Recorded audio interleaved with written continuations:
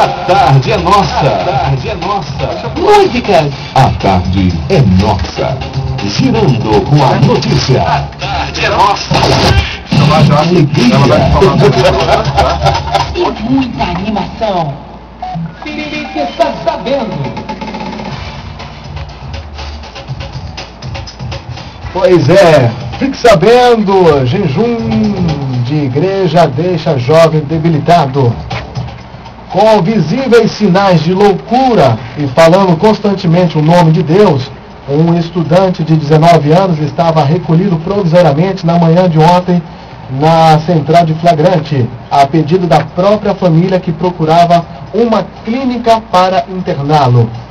Jovem saudável e feliz com a família, ele ficou com problemas mentais depois de um jejum absoluto de 21 dias em um retiro espiritual por exigência do pastor de uma igreja evangélica para conseguir a salvação total e absoluta. O pai do estudante, o funcionário público Manuel Luiz, disse que tão logo conseguisse uma clínica para internar o filho, iria procurar o Ministério Público para denunciar a igreja, que teria feito isso com outros jovens também. Está sabendo. A tarde é nossa agora, trata de assunto sério, falando sobre exageros na igreja evangélica. Lamentável, né, rapaz? Lamentável, lamentável. O jovem sedento de Deus recebeu orientações e o fanatismo levou a ele ter surtos psicossomáticos. Sim, Jota, a matéria diz assim que fazia o jejum para a salvação absoluta. Uhum. E a salvação, não necessariamente você tem que fazer jejum para ser salvo. Já começa daí, já começa a distorção daí. Uhum. Não é? Tudo que foge da palavra só traz prejuízo, não é? Consequências, prejuízo de forma geral. Está aí esse exemplo lamentável, né? Acho que, como a gente sempre bate aqui nessa mesma tecla, é necessário que a gente conheça a palavra, né? Medite, como o próprio Cristo falou, examine as Escrituras para que não prossiga essas orientações absurdas. É verdade. A gente tem que também ficar atento para não ser exagerado. O próprio sábio Eclesiastes nos afirma, né? Não sejais demasiadamente justo, nem exageradamente sábio, porque te destruirias a ti mesmo. Não sejais demasiadamente perverso, nem sejais louco, porque morrerias fora do teu tempo. Então, tudo na vida é o equilíbrio. Com certeza. Jaqueline, boa tarde. A nossa convidada de hoje, né? A nossa visitante também, nosso colega. Achei muito interessante, né? Desde a primeira vez aí que eu vi a chamada. E acho que é imprescindível realmente que se leia a palavra de Deus. É necessário, porque também o servo de Deus ele tem que estar abaixo, né, do pastor, tem que obedecer às ordens, mas ele tem também que ter discernimento de espírito. E para ter, é necessário que se leia a palavra, que se ore, que se busque. Jejuando também se tem o discernimento de espírito. Porém, você tem que saber dosar. Porque nada que vai além, o exagero sempre vai causar um mal-estar. E não é isso que Deus quer. E é outro detalhe que Deus ele respeita as nossas limitações. Nossos limites, né? Se eu, por acaso, não tenho condição de fazer um jejum de um dia, Deus não quer sacrifício, não. Eu faço jejum dentro da minha capacidade e Deus aceita da mesma forma daquele que tem capacidade de fazer um jejum de 1, 2, 10 dias, 20 ou 30, o que seja lá. Uhum. Eu penso assim, né? O importante é que esse jovem está sendo tratado, né? Verdade. Clinicamente, né? Sim. Isso é importante. Será recuperado. Mas é um alerta para as igrejas, é um alerta, isso é algo muito sério e acontece com mais frequência do que a gente imagina. Essa é uma notícia que veio à tona. Entretanto, muitos casos acontecem nesse sentido, onde pessoas são levadas devido às doutrinas ou que se ensina nas igrejas, são levados a manterem uma disciplina que estão além dos seus limites, né? Uhum. Quando o ser humano passa dos seus limites, ele pode surtar, ele pode até enlouquecer mesmo. E isso pode ser uma estrada sem volta. Ele pode não conseguir retornar a ser uma pessoa sã, uma pessoa de consciência sã. É um alerta para que os pastores, para que a igreja tenha cuidado com isso. A questão do jejum é muito importante.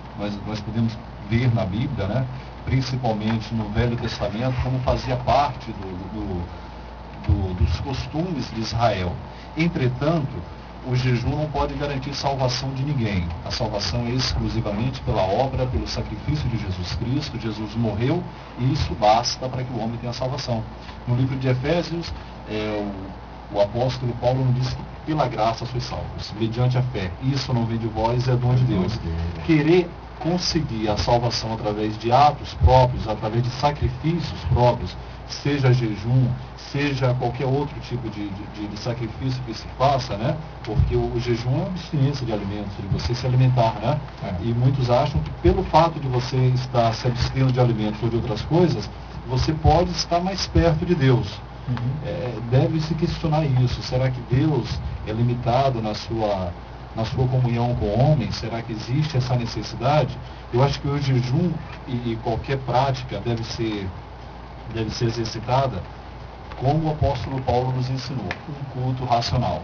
O jejum é importante desde quando o homem tem a consciência de que não é o tempo que ele vai ficar sem se alimentar, sem ingerir alimentos, que vai torná-lo santo, que vai deixá-lo mais próximo de Deus.